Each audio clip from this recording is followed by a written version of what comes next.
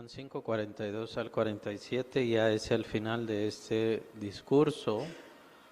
Mensaje, aunque no es en sí un mensaje a un público que quiere escuchar a Jesús, sino más bien es un público que está en contra de Cristo.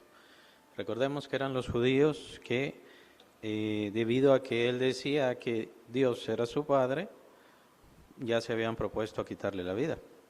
Entonces es a ellos a quienes Jesús les está hablando, podría decirse exhortación, pero en realidad, bueno, siempre hay una exhortación en el llamado de Cristo, obviamente, pero es una exhortación a un cambio radical, es una exhortación a, ustedes se proponen quitarme a mí la vida, yo los exhorto a que de mí reciban la vida, que se conviertan.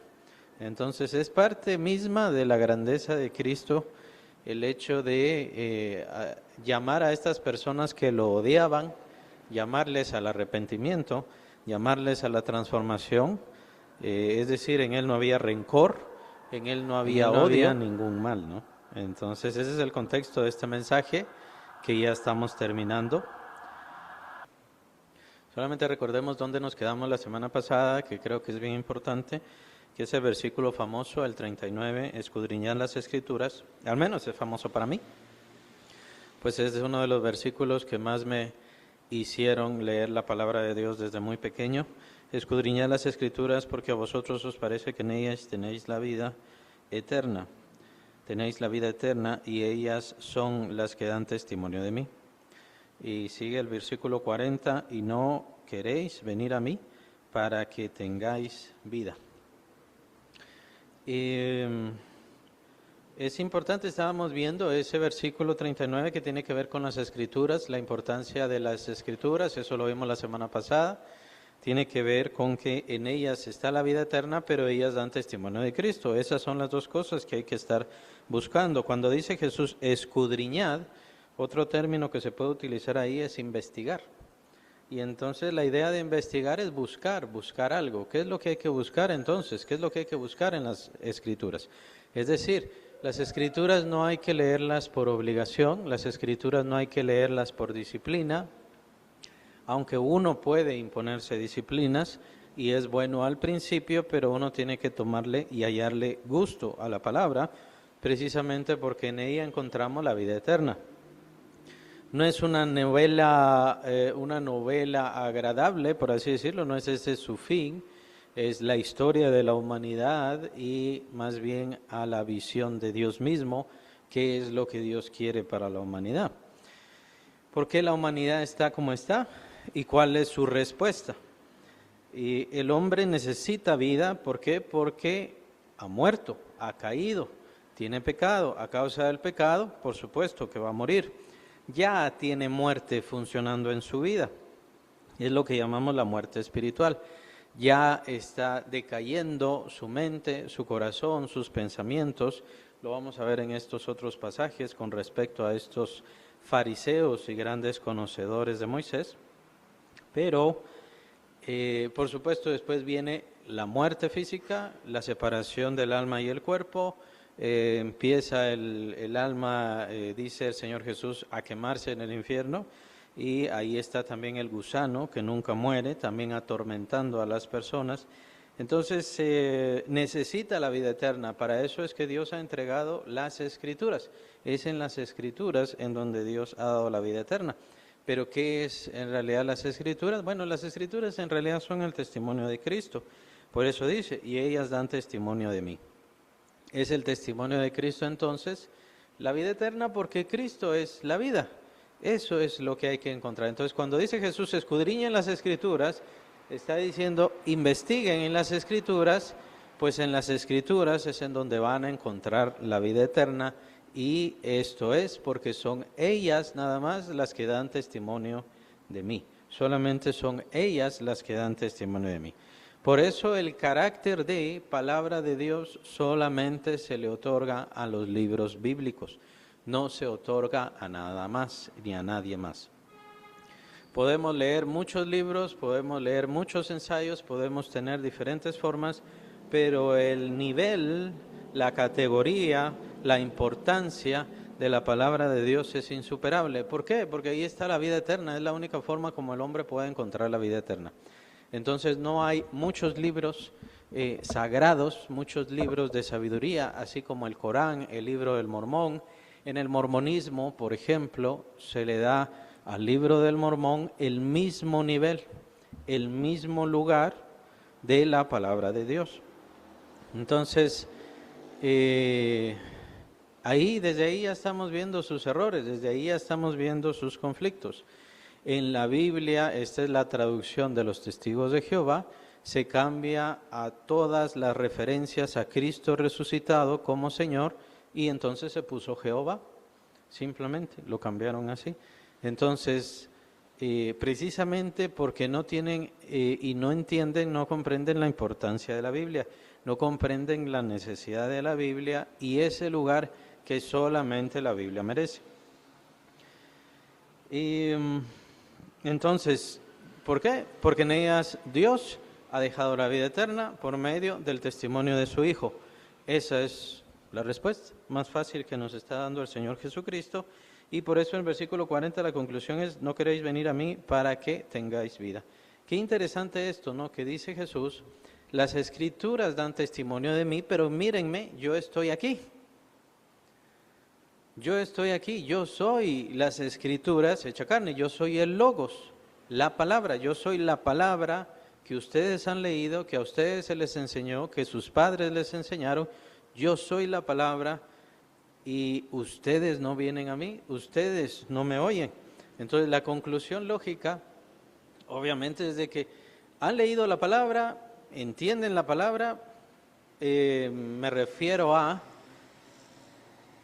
conocen las narraciones, conocen qué se necesita para este sacrificio, qué se necesita para el otro sacrificio, pero en realidad no tienen comprensión del verdadero sentido de la Escritura, de la palabra de Dios.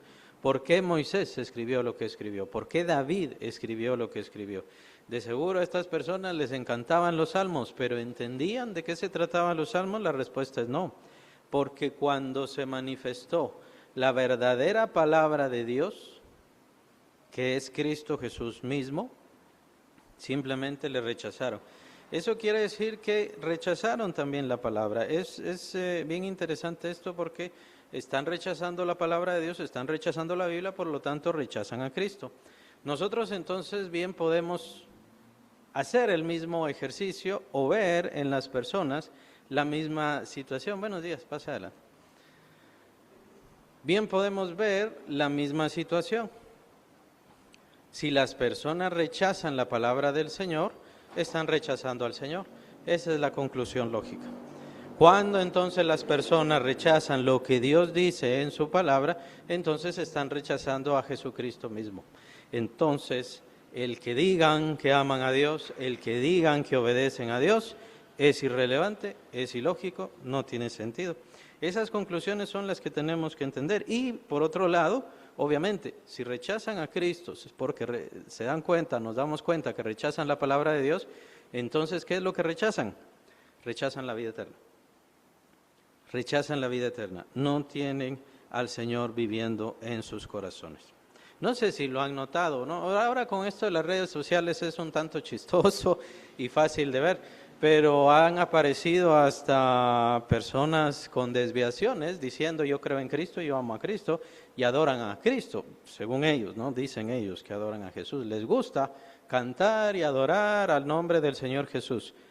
Ahora, no sé si han notado, no sé si se dieron cuenta de eso, pero yo me puse a revisar algunas cosas y es que cuando se les expone la palabra, cuando se les dice esto, dice la palabra de Dios, hay un choque, rechazo, entonces me voy, entonces esto no sirve de nada y el enojo, no, la molestia, que es la respuesta habitual del pecador.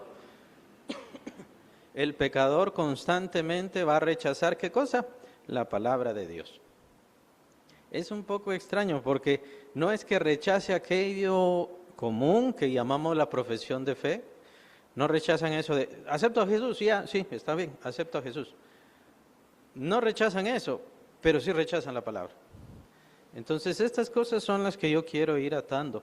Quiero que vayamos conociendo, quiero que vayamos comprendiendo y simplemente teniendo esta convicción.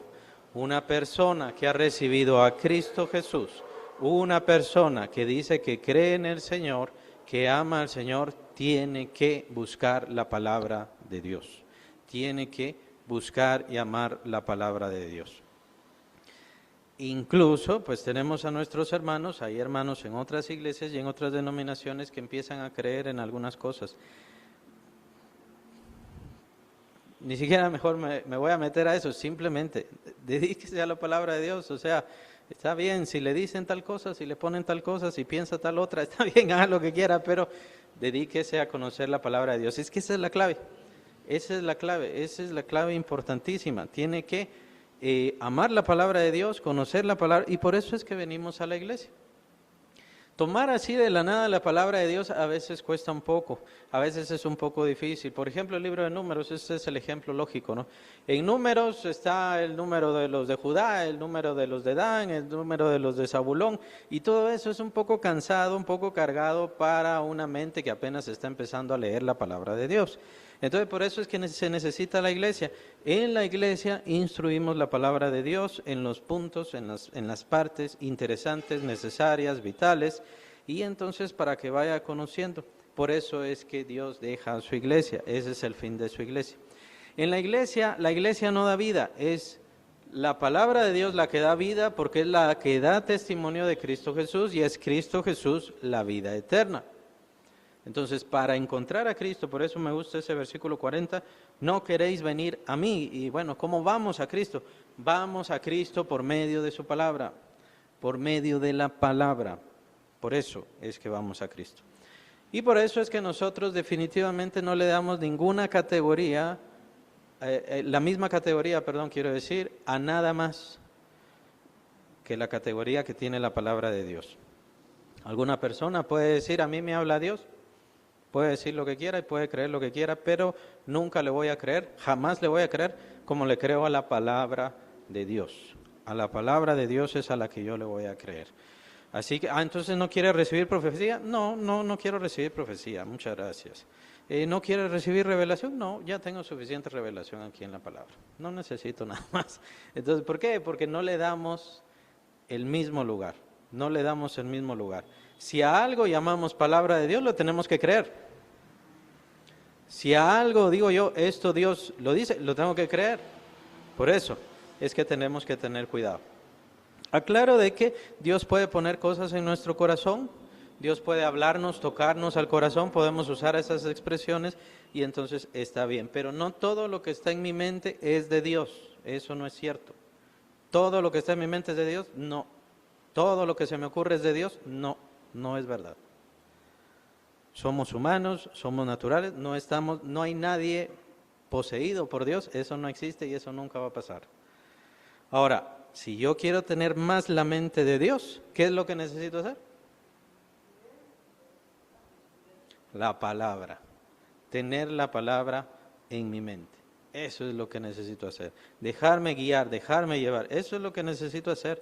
Entonces, para quienes quieren hablar en nombre de Dios, excelente, pero tiene que hacerlo por medio de la palabra.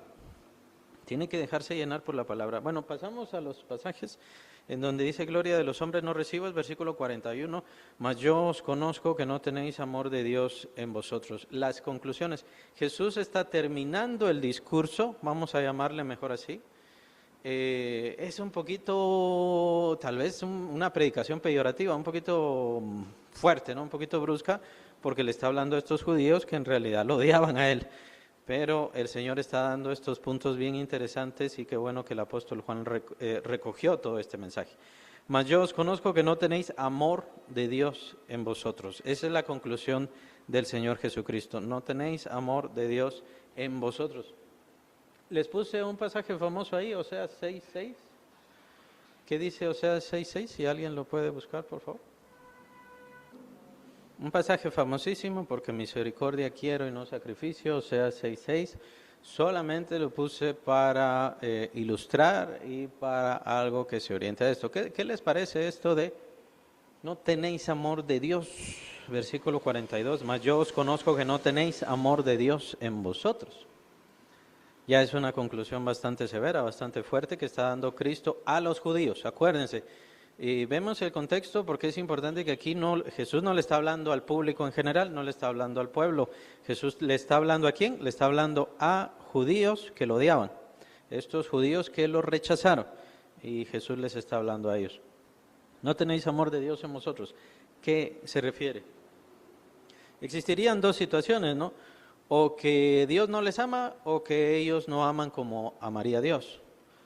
Por esa razón es que puse Oseas 6:6. ¿Qué es lo que quiere Dios? Lo que quiere Dios es misericordia quiero y no sacrificio. ¿Qué quiere decir? No tradiciones. Ahora, no es que Jesús esté eliminando la disciplina, el interés, el deseo de orar, el deseo de ayunar, todo eso es bueno, incluso la disciplina por la lectura bíblica. Pero el punto es, ¿qué es lo que hace eso? ¿Qué es lo que forma eso? El propósito de la palabra de Dios es transformar nuestra alma, nuestro carácter, nuestros pensamientos. Muchas veces no dejamos que eso suceda. Y esto es lo que pasó con estas personas. ¿Por qué no tenían el amor de Dios viviendo en ellos? Porque no dejaron que la palabra simplemente les transformara su corazón. ¿Qué es lo que transforma el corazón de una persona? La palabra de Dios. Es bien importante y de esta manera vendría el amor de Dios a morar en nosotros. Hay pasajes bien importantes, pero son de este mismo evangelio. Si me amáis, el que me ama, guarda, ¿qué dice? Mi palabra. Lo que pasa es que lo dice en el capítulo 14 de este mismo evangelio. Entonces tenemos que llegar más adelante a eso. Por eso no lo puse. Pero entonces es bien interesante esto porque Jesús está uniendo la misma palabra con el amor a Dios. Si yo estoy siguiendo el camino del Señor, tiene que ser porque le amo. Y porque creo, le amo también, ¿por qué? Porque creo que Él me ama. Creo que Él ama mi vida, ama mi ser, ama lo que soy, por eso me ha dado su palabra y por eso me provee en todo momento. Dios, por supuesto, que sigue dando provisión, sigue dando bendición, pero pareciera que estas personas no creyeran que Dios los amara.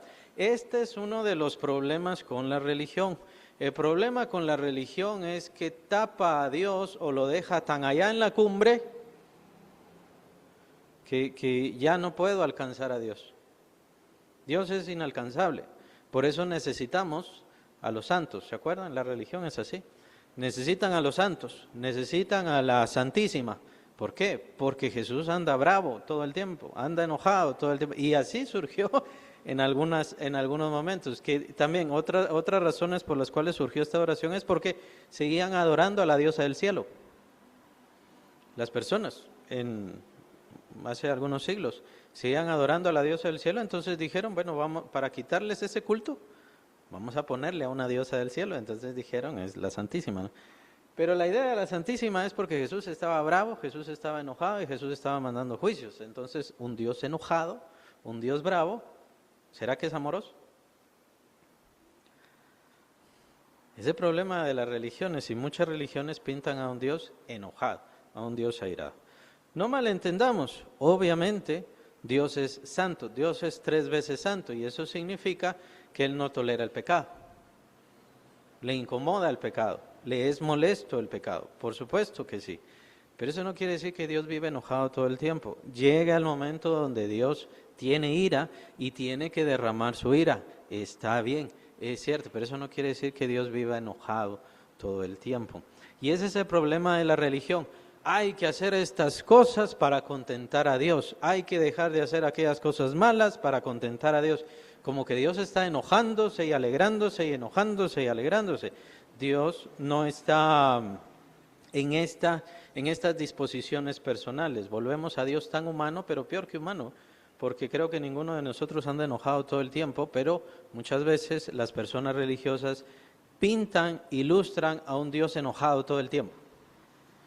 Y que tengo que hacer esto para contentar a Dios, y tengo que hacer aquello para contentar a Dios. Y eso era lo que hacían estas personas, pensaban que Dios estaba enojado todo el tiempo, pensaban que Dios estaba viendo los males de todos y queriendo ajusticiar a todos.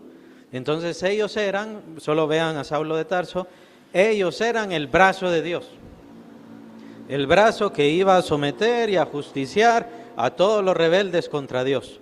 Entonces esa es su religión. Si queremos verlo así, aquí Jesús lo que está ilustrando es una religión que sería la judaizante, una religión que ilustra o que concibe a un Dios airado, molesto, irritado todo el tiempo. Nuevamente, o sea, si entendamos bien, ¿quiere decir entonces que Dios no nos castiga o que soporta el pecado? Obviamente, tenemos siempre que hacer la aclaración. Dios es Padre, por eso es tan importante esa forma como se presenta a Dios por medio de su Hijo Jesucristo. Él es Padre. Y como Jesús dice al final de los Evangelios, voy a mi Padre y a vuestro Padre. Él como Padre sí tiene que corregir, como Padre sí tiene que cuidar, pero eso no quiere decir que esté enojado todo el tiempo, y mucho menos con sus hijos. Entonces, no estamos en una religión de haga esto, no estamos en una religión de deje de hacer aquello, es bien importante. No estamos apaciguando a Dios, no estamos apaciguando a Dios. Dios no está enojado, Dios no está airado, Dios no está molesto. Nosotros procuramos ser agradables a Cristo, así que no podemos hacer ninguna cosa y cualquiera tiene que corregir. Bueno, tengo que ofrendar porque si no Dios se enoja. Tengo que leer la Biblia porque si no Dios se enoja. Tengo que ir a la iglesia porque si no Dios se enoja. No podemos pensar de esa manera. Y es una forma religiosa como ellos vieron. Entonces ellos sacaron, ¿qué cosa? El amor de Dios. El amor de Dios lo sacaron de sus vidas. El que ellos hicieran, por amor a Dios, las cosas, lo sacaron de tal manera que también concibieron, entendieron, comprendieron a un Dios que solamente estaba enojado en todo momento. Es una forma muy interesante de ver esto y el Señor Jesús simplemente dice, ustedes lo que hacen no lo hacen por amor. Ustedes lo que hacen no lo hacen por amor. Y entonces viene, por ejemplo, viene a mi mente este mensaje a la iglesia de Éfeso, ¿se acuerdan? Tal vez es de las más famosas después de la Odisea, el mensaje a la Odisea. El mensaje a la iglesia de Éfeso es bien interesante porque dice Jesús, yo conozco tus obras, yo conozco tu amor, yo conozco todo lo que has hecho. Tienes palabra, tienes conocimiento. Tú has probado, le dice Jesús a la iglesia, tú has probado quienes dicen ser apóstoles y no lo son. Tú tienes juicio. Pero tengo una cosa contra ti. ¿Se recuerda? Has dejado tu primer amor. Has dejado tu primer amor.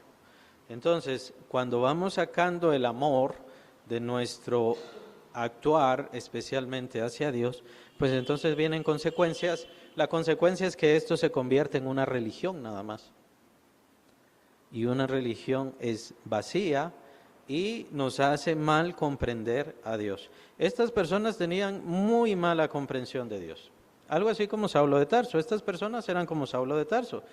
Saulo de Tarso pensó que tomar a los seguidores de Cristo, hacerlos blasfemar y quitarles la vida, con eso estaba sirviendo a Dios mismo. Con eso lo estaba sirviendo. Y entonces estas personas eran iguales. Estas personas vieron ahí al que era la palabra, al que era el logos. O sea, se supone que ellos leían a Moisés, se supone que ellos conocían, entendían a Moisés, los que mejor conocían a Moisés. Y ahí estaba el logos, ahí estaba la palabra, y a él le querían quitar la vida. Les garantizo que estas personas, si los rollos, aquellos de la Torá que todavía los utilizan, si esos rollos estuvieran en peligro, si un fuego casi los iba a quemar, ellos darían sus vidas por esos rollos. Pero aquí estaba la verdadera palabra de Dios, el fin de la ley, el propósito de la ley, que es lo que habla Romanos 10:4, no lo vamos a leer ahora. El fin de la ley es Cristo. Él es la palabra, ahí lo tenían en persona, encarnado, y por supuesto lo detestaron, lo odiaron y simplemente le querían quitar la vida. ¿Por qué? La conclusión lógica simplemente es que ellos nunca creyeron en la palabra de Dios, nunca se dejaron gobernar, nunca se dejaron guiar. ¿Y qué vieron en la palabra de Dios? Lo que vieron fue un método de subsistir, un trabajo, una obligación, el amor. Lo sacaron. Entonces es un llamado para todos nosotros, es un llamado para todos de que no saquemos el amor de nuestra vida espiritual cotidiana y de nuestras disciplinas espirituales, así se les puede llamar, nuestras disciplinas espirituales. Nunca estoy a favor de obligar a los hijos a orar, nunca estoy a favor de eso. Y sí, tuvimos hace varios años, hubo una pareja que los levantaba a las 5 de la mañana o a las 4 de la mañana, los pobres muchachos, niños, y tienen que orar, y tienen que estar orando. Bueno, no voy a decir cómo están ahora, solamente puedo decir que están muy mal y muy alejados de Dios. ¿Por qué? Porque es religión. Es religión. En la religión hay obligaciones y en la religión hay imposiciones. En el amor, ¿qué hay? Una comprensión, un entendimiento. ¿Comprendes que Dios te ama por sobre todas las cosas? Entonces, si lo entiendes, empieza a amarle. Y eso es lo que quiere Dios, que le amemos. Y que le amemos por medio de leer su palabra, que le amemos por medio de venir a la iglesia, por medio de la oración, que le amemos, que le busquemos, que le honremos, que reconozcamos lo que Él es en nuestras vidas, y todo esto en el vínculo del amor. Cuidado con seguir trabajando por obligación, seguir viniendo por obligación, seguir escuchando por obligación. Cuidado con eso. ¿Por qué? Porque es religión. Es religión. 43. Yo he venido en nombre de mi Padre y no me recibís. Si otro viniere en su propio nombre, a ese recibiréis. Bien interesante que Jesús siempre habla, yo vengo, yo fui enviado, el Padre Celestial me envió. Y siempre les hablo de esta unidad entre el Padre y el Hijo, en donde el Hijo siempre nos lleva al Padre, siempre señala al Padre. Nosotros no estamos tomando a Jesús como Dios, no, es un Dios único que es 3 personas, Padre, Hijo y Espíritu Santo. Y el Hijo siempre nos va a llevar al Padre. Entonces, lo que viene a darnos el Hijo o por lo que viene el Hijo es por la intención del Padre. El Padre es quien quiere entregar a su Hijo. No quiero decir con esto, y no es esa la conclusión que deben tomar, de que Jesús no quería venir. Jesús quiso venir, Jesús quiso poner su vida, pues también está cumpliendo la voluntad del Padre y su intención también es salvar. Jesús no solamente quiere cumplir la voluntad del Padre Celestial, sino que es la misma voluntad, al igual que el Espíritu Santo, es la misma voluntad, viene de Dios. Por eso es que otro de los nombres de Jesús o otro de los títulos de Jesús es el enviado. Jesús también es apóstol, Jesús también lo es, Jesús también es enviado. Entonces, vean, y esto es bien importante guardarlo, este orden lógico. El Padre Celestial envía a su Hijo, o sea, Jesús es apóstol del Padre. Jesús envía a los 12. Jesús envía a los 12. Por eso los 12 tienen ese título especial. Son los apóstoles, pero son apóstoles de Jesús. Ahora, en la Biblia pueden darse otros apóstoles, es decir, que sean otros enviados, pero estos ya son enviados del Espíritu Santo para predicar, para dar el Evangelio, para manifestar la gloria del Señor Jesucristo y por supuesto también enviados de la iglesia, lo cual en nuestros tiempos serían misioneros. Entonces, sí es bastante claro que lo dejemos hasta ahí. Enviados de Cristo son 12. Los que ahora puedan decir, yo también soy apóstol, en realidad lo que quieren decir es que también son enviados de Jesús. Y otro enviado de Jesús significa que tiene otra doctrina. Y que tenga otra doctrina significa que su palabra y lo que él trae tiene el mismo nivel que la palabra de Dios. Lo que dicen, quiero decir, lo que dicen, lo que pretenden. Por eso para nosotros es claro y tajante. No existen más apóstoles, solo los 12 de Cristo. Esos son los únicos 12 apóstoles. ¿Y qué pasa con ellos? Ellos dieron la palabra, dieron la doctrina, es la que tenemos acá en la palabra de Dios, es esto lo que estamos siguiendo, incluyendo Lucas. Lucas no era apóstol, pero Lucas hizo su evangelio al cuidado y al cotejo de los apóstoles. Al igual que hizo su evangelio Lucas, y nos hemos dado cuenta que Juan, de plano, de seguro, definitivamente, revisó los otros evangelios. No sé si los 3, pero al menos sí revisó 2, porque Juan lo que hace es llenar espacios que los otros evangelios no tenían. Entonces eso quiere decir que Juan conocía los otros evangelios. Entonces ya con eso simplemente sabemos que está revisado y cuidado claramente por todos los apóstoles de Cristo. Ese es Ese es nuestro evangelio, nuestra postura y nuestra doctrina. Ya se dan cuenta que hay otros evangelios, ¿no? Supuestamente, especialmente en estos tiempos, que han querido denigrar tanto la Biblia y especialmente a los apóstoles. Está el evangelio de Tadeo, está el evangelio de María, está el evangelio de Bernabé, está el evangelio de los egipcios, está el evangelio de los gnósticos, tantos y tantos más evangelios. Pero ¿qué pasa con ellos? No tienen el peso y no tienen el apoyo de los personajes bíblicos, específicamente los 12 del Señor Jesucristo, no tienen el apoyo de todos ellos. Y ningún otro escrito tiene el apoyo apostólico, entonces por eso es que no los tomamos en cuenta. Y por esa razón es que en esos otros escritos aparece de que Jesús se casó con María Magdalena, que Jesús estaba casado y demás cosas. Pero eso es porque están en esos otros evangelios, los cuales llamamos apócrifos. No son enviados y no tienen el respaldo doctrinal. Por eso, ni siquiera los tomamos en cuenta. Ni siquiera hay que estudiarlos ni nada. No vale la pena, no significan nada. Bien, yo he venido, es bien interesante esa secuela, porque si nosotros queremos mantenernos en la verdad de la palabra, en lo que dice Jesús acá, es importantísimo, la vida eterna, versículo 39. Lo que yo quiero, lo que ustedes quieren es la vida eterna. Pero para eso tenemos que tener la palabra que nos da testimonio de Cristo.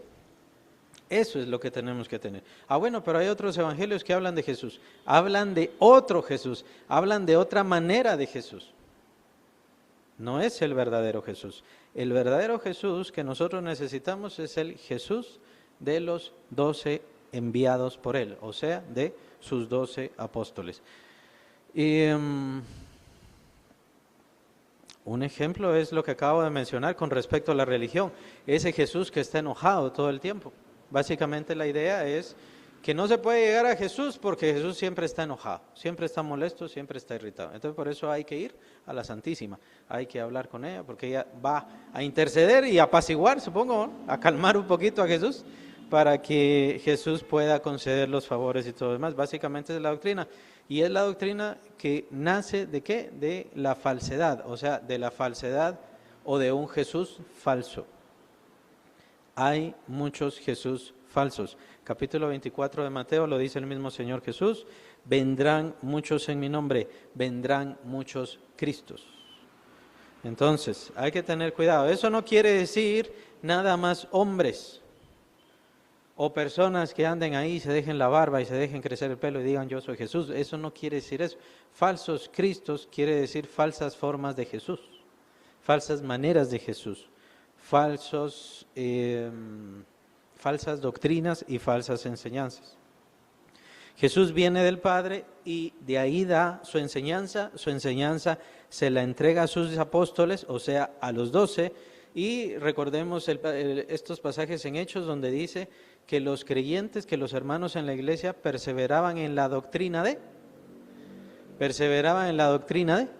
de los apóstoles, o sea, perseveraban en la doctrina de la enseñanza de Jesús que le entrega a sus 12. Eso es, ¿no? Y entonces, ¿qué tenemos que hacer nosotros? Lo mismo, perseverar en la enseñanza, en la doctrina de los 12.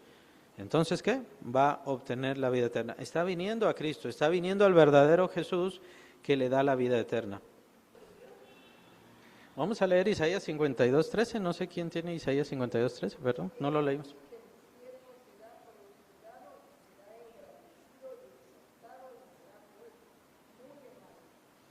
He aquí mi siervo, ¿no? Será prosperado, dice. Entonces solamente puse un pasaje que me recordaba, es un pasaje que después viene el capítulo 53, en donde habla del siervo sufriente, es el pasaje más evangelístico, diría yo, en mi opinión, de Isaías. Y empieza ahí, y empieza en el capítulo 52, básicamente en eso, mi siervo será prosperado. Entonces, esta unidad es bien importante porque quien no viene a Cristo, quien no conoce a Cristo, no conoce al Padre Celestial y de hecho no verá al Padre Celestial y no tiene una relación con Él. Para tener una relación con Dios hace falta tener una relación con el Hijo de Dios, que es el Señor Jesucristo, conocer a Dios por medio de Cristo Jesús, es decir, esta es una unidad integral. Estas personas a quienes Jesús les estaba hablando le querían quitar la vida, recordemos eso, ¿no? Entonces lo odiaban tanto, lo despreciaban tanto que le querían quitar la vida. Aquí lo que vemos es esta unidad con el Padre Celestial. Y es normal, el mundo, la verdad es que odia a Dios, al verdadero Dios, la verdad de Dios, lo odia. Claro, dicen Diosito bueno, Diosito lindo y qué bueno que me des varias cosas y demás. Porque Dios es misericordioso y porque Dios tiene bondad de este mundo. Si simplemente quitara su sol, ¿qué pasaría con nosotros? Si simplemente quitara el oxígeno, ¿qué pasaría con nosotros? Dios es el que hace que la tierra germine. Los frutos y las verduras y todo, la comida, viene de la mano de Dios. Dios sigue siendo misericordioso, aunque el mundo es malvado, pero eso no quiere decir que el mundo esté bien con Dios, que el mundo conoce a Dios, ni mucho menos que tenga vida. Solamente es un breve momento. Me gusta mucho ese pasaje del capítulo 17 de Hechos, donde Pablo dice, Dios le ha dado un breve momento al hombre, es en su mensaje evangelístico, Dios le ha dado un breve momento al hombre para que lo encuentre. Ese es su único fin, encontrarse con Dios. ¿Por qué? Porque después viene la ruina, la muerte, la destrucción, la corrupción. Entonces el único sentir del hombre es encontrarse con Dios. ¿Cuál es nuestro sentir? ¿Cuál es nuestro propósito como creyentes que ya encontramos a Dios? Ayudar y tender la mano a los demás para que vengan al Señor Jesucristo. Ese es nuestro fin, ser luz al mundo. Para eso es que nos pone Dios. Bien, esa es la doctrina del Padre Celestial que entrega el Señor Jesucristo. Versículo 44, ¿cómo podéis vosotros creer? Pues recibís gloria los unos de los otros y no buscáis la gloria que viene del Dios único. Y bueno, un pasaje famosísimo también puse, Mateo 6:33, ¿alguien lo puede leer? Mas buscad primeramente el reino de Dios y su justicia. Aquí más o menos el Señor Jesús está diciendo lo mismo, no buscáis la gloria que viene de Dios. Entonces, ¿qué era lo que buscaban? En su opinión, ¿qué buscaban estos judíos que odiaban a Jesús? A quienes les está hablando. Y sí, tienen razón en todo lo que mencionan. Yo lo que quiero es como señalar, ellos establecieron su religión tomando y dominando la misma palabra de Dios. Ellos pensando, y me refiero a tomar el texto, tomando el texto, dominaban a las personas, sometían a las personas, sometían al pueblo y ellos mismos establecían un dominio propio, humano, pecaminoso porque era codicioso, perverso, impío, indigno, alejado de Dios. No buscaba el apoyo de las personas, no buscaba el beneficio de las personas. ¿Se acuerdan? La cuestión del milagro, esto lo vimos al principio del capítulo, la cuestión del milagro, estaban las personas, había una multitud en el estanque de Betesda, ¿sí no estoy mal? Sí, en el estanque de Betesda era donde estaba la multitud, pero ahí estaba el templo. No estaban en el templo buscando a Dios, estaban ahí en el estanque de Betesda buscando que un ángel moviera las aguas. Entonces, ¿qué pasó con la religión ahí? ¿Qué pasó con estas personas religiosas? Y ese problema con las personas religiosas, con las personas que están en autoridad. Quiero aclarar aquí el punto, ¿no? El nombre y la persona de Dios es muy importante y en este caso me refiero no solo a los creyentes, básicamente a todos los seres humanos, o al menos a la gran mayoría. Vamos a hablar de la gran mayoría. Para la gran mayoría que creen que Dios existe, simplemente con eso, se les ha establecido, y esto lo ha hecho Satanás también, se les han establecido religiones. Estas religiones, llamémosle así, tienen el monopolio de la persona de Dios. No es que Dios esté ahí, aclaro. No es que Dios viva ahí, no es la voluntad de Dios y no es la palabra de Dios. Pero ellos, en la mente de las personas, tienen el monopolio de Dios. O sea, ellos tienen preso a la persona de Dios, por así decirlo, en la mente de esas personas. ¿Por qué?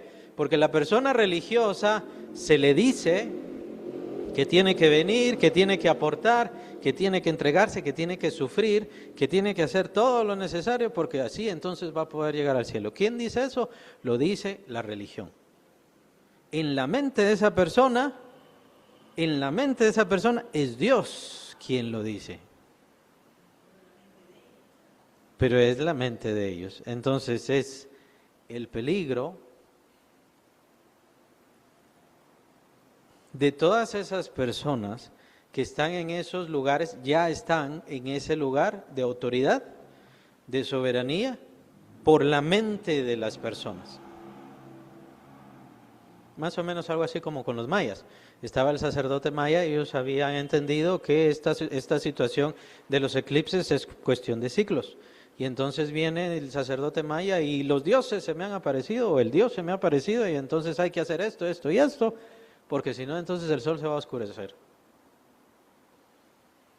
Y entonces tomaban una señal natural, normal, elemental, física, de esta dimensión, pero él decía, los dioses se me han aparecido. ¿Qué pasa con las personas? Lo que pasaba con las personas es que en serio pensaban, en serio creían que los dioses le hablaban a este sacerdote. Entonces el sacerdote podía decir, tráiganme sus riquezas, tráiganme la mitad de sus posesiones, tráiganme esto, tráiganme aquello. Y lo tenían que hacer, ¿por qué? Porque en la mente de esas personas era Dios quien lo decía. Entonces aquí estaríamos estudiando algo bien interesante que estaba sucediendo acá y sucede con cada religión. Cada religión tiene como propósito tomar secuestrado, llamémosle así, entre comillas, obviamente, tomar secuestrado a Dios. Y tenerlo secuestrado en esta serie de haga esto, haga aquí, haga allá, deme, traiga, entregue. Y para la mente de las personas, para la mente de los pobres crédulos, de la pobre gente que cree, es Dios quien lo está diciendo. Algo muy interesante que mencionaba, ¿esto sigue sucediendo? Sigue, exacto. Creen que, por eso es que se llaman enviados, por eso es que yo lo aclaro, solo decir así, bueno, no existen apóstoles, no es tanto eso, sino que hay claridad bíblica. Y es importante ver esto porque si usted toma a alguien como apóstol, entonces le tiene que creer como le cree al Señor. Le tiene que creer. Si cree en un profeta, que también hay muchos en varias denominaciones, ¿no? Me dio profecía, me dio palabra, pero si la palabra es esta, la palabra no es lo que un hombre o una mujer dice. Exacto, o sea, el fenómeno se sigue dando y se seguirá dando. Por lo mismo que estamos viendo acá, se va a seguir dando. ¿Por qué? Porque estos hombres, estos religiosos, estos importantes, tenían eso, por eso es que hacían todo lo que hacían. Tenían su religión, por eso es que Jesús era un gran conflicto para ellos y tenían que quitarle la vida. A Jesús no le querían quitar la vida porque decía que era Dios, hijo de Dios. Le podrían haber dicho, bueno, simplemente está desquiciado, pobrecito, está chiflado, algo así. Sino lo que pasa es que él demostraba que era hijo de Dios. Él demostraba que Dios hacía maravillas por medio de él y no podían detenerlo. La gente se iba con él. Entonces, ¿qué pasaba? Tomen en cuenta esto.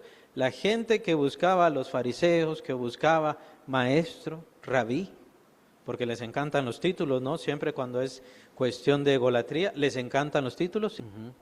Bien importante todo esto es la falta del carácter de Cristo en las personas que sirven supuestamente a Cristo, pero no es cierto. O sea, por eso es que nosotros como cristianos tenemos que ser juiciosos. Cristo no vino a establecer su reino cuando estuvo en su tiempo de carne, es decir, en sus días, en la carne, no vino a establecer su reino, Él vino a servir. En humildad, entregado, Él dio.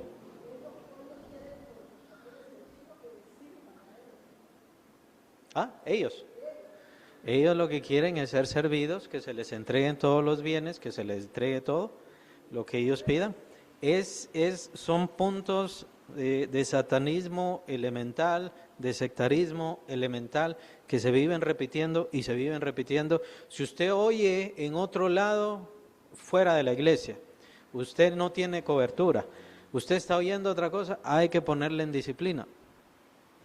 Todo es eso. Se ha construido una falsedad, un imperio falso, digamos, semi-imperio de esas personas religiosas, pequeño, pero es su imperio, es su posesión. Ahí está su ganancia, ahí está su riqueza. Por eso es que nunca iban a dejar. El Señor les está diciendo la verdad. Ustedes no tienen vida y no vienen a mí para que tengan vida. Lo que pasa es que venir a Cristo significa que voy a dejar de vivir como humano, natural, cualquiera.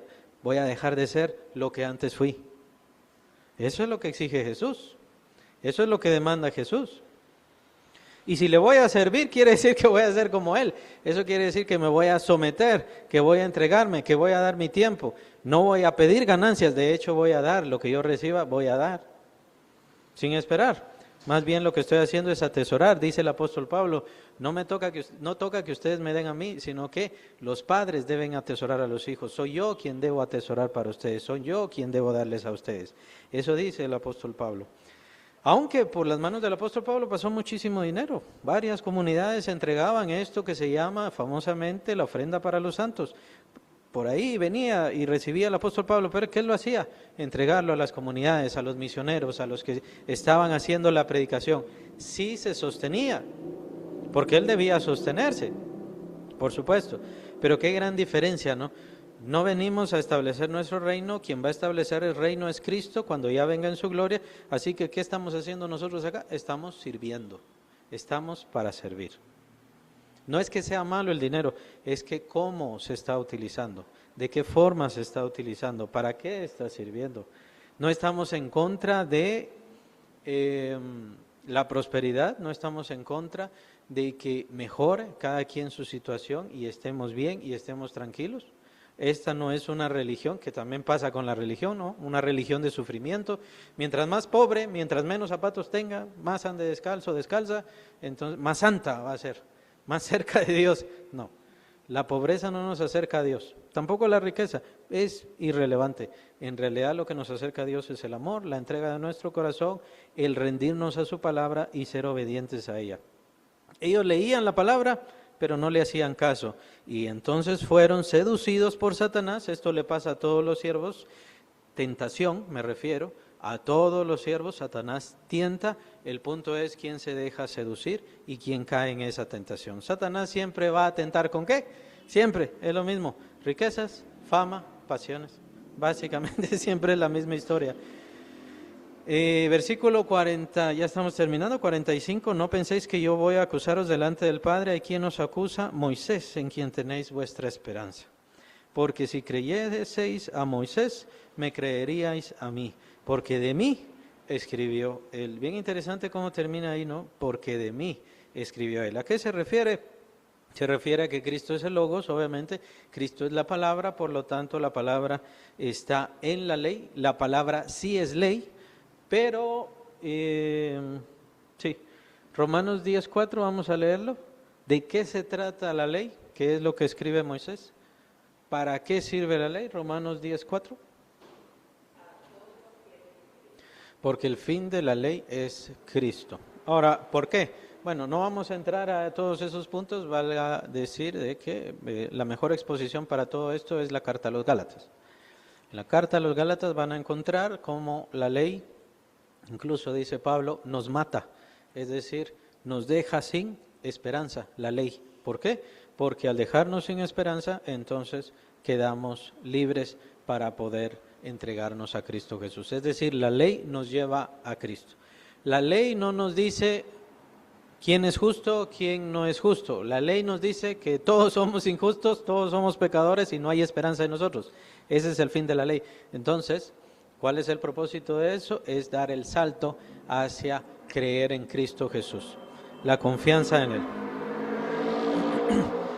En pocas palabras es eso. En el capítulo 3 de Romanos explica el apóstol Pablo que ningún hombre se puede justificar por las obras de la ley. No existe.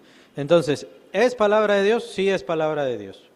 Pero no está toda la revelación. ¿Habla de Jesús? Sí está. Habla de Jesús en esperanza. Viene la esperanza, recordemos, eso lo estudiamos unos domingos antes. Viene la esperanza. ¿Quién es la esperanza? ¿O qué es la esperanza? El enviado, el cual el Padre iba a enviar para hacer la purificación.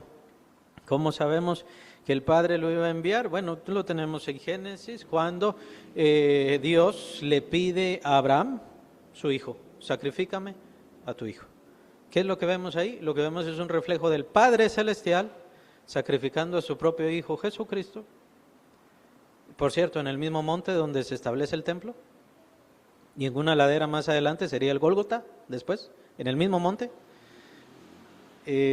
Abraham no lo sabía, pero él estaba haciendo un reflejo de Dios. Dios mismo era quien entregaría a su Hijo y sacrificaría a su Hijo para que nosotros tuviésemos relación otra vez con Él. Y por supuesto esto lo vemos en la ley por medio de los sacrificios y demás. Moisés habló de Cristo, sí, ¿por qué? Porque dejó los sacrificios. Por medio de los sacrificios, los israelitas, y solamente por medio de los sacrificios, podían pedir cosas. Por medio de los sacrificios, nada más, podían purificar sus pecados o limpiar, cubrir. En ese momento se usaba el término cubrir, cubrían sus pecados. Por medio del sacrificio podían tener esto que se llama sacrificio de paz, relación con Dios de paz. No era por pecado ni nada, pero siempre había que hacer sacrificio en ofrenda a Dios. Para agradar a Dios en ofrenda había que hacer sacrificio. ¿Se recuerdan cuando Salomón consagra el templo? Todos los sacrificios que tuvo que hacer, todas son imágenes de Cristo Jesús. Y de la misma manera todo lo que nosotros hacemos y por medio de lo cual, honramos al Señor al Padre Celestial, es por medio de Jesús. Por eso tenemos que agradecer por medio de Cristo, pedir en el nombre de Cristo. Y todo lo que hacemos en servicio tiene que estar Cristo en nuestro hablar, en nuestro decir, en nuestro llamar, en nuestro buscar. Eso es parte para nosotros, pero el Señor Jesús acá les está hablando de que ustedes leyeron a Moisés, ustedes conocen a Moisés, pero en realidad ustedes no conocen a Moisés. Ustedes no leyeron a Moisés, ustedes no entendieron a Moisés y no saben lo que Moisés dice. Tomen en cuenta que eran personas que conocían la Biblia, conocían la ley, o sea, el escrito, lo conocían, eran escribas, eran fariseos, y se supone que obedecían la ley porque la misma ley decía, escribe esta palabra, así como a veces tenemos esas figuras, ¿no? Nosotros con la palabra de Dios, ellos tenían eso en sus hogares, pero lo que pasa es que no la siguieron, no la obedecieron, no le hallaron el sentido, no le hallaron el propósito. ¿Será que esto está pasando en muchas personas que dicen ser cristianas actualmente? Yo diría que sí. La gran prueba de que una persona es creyente o no es creyente es la palabra de Dios. La quiere oír, la quiere aprender, la quiere entender, la quiere seguir, la quiere obedecer. Sí, yo ya acepté a Cristo. Es que eso no es, ese es el primer paso, esa es la profesión de fe. De ahí tiene que seguir obedeciendo la palabra de Dios. Y con esto no quiero decir que vamos ganando la salvación, no. Son las pruebas de nuestro cambio de carácter y nuestro cambio de vida. La prueba de que hemos cambiado y tenemos una nueva esencia en Cristo Jesús, que tenemos la vida eterna y hay un verdadero nuevo nacimiento en nosotros, es una prueba elemental que recibimos la palabra y que obedecemos la palabra de Dios. Esa es la prueba. Yo ya me bauticé, ¿está obedeciendo la palabra? Yo ya recibí a Cristo, ¿está obedeciendo la palabra? Por 3 años fui a la iglesia, de pequeño fui a la iglesia y viví bastante. ¿Está obedeciendo la palabra? Si no está obedeciendo la palabra, no ha sido transformado o transformada. No hay cambio en su vida. El milagro no ha pasado. Esto que dice Jesús, no queréis venir a mí para que tengáis vida, o sea, no tienen vida. Porque no ven la palabra de Dios como verdaderamente vida eterna. La iglesia no es vida eterna. El oír un mensaje o el oír los mensajes no es vida eterna. La palabra de Dios es vida eterna. La palabra del Señor es vida eterna y tenemos que guardarla, atesorarla y por supuesto ya nos espera el capítulo 14 donde el Señor Jesús ya ahonda mucho más y de forma mucho más preciosa en todo esto del amor a la palabra.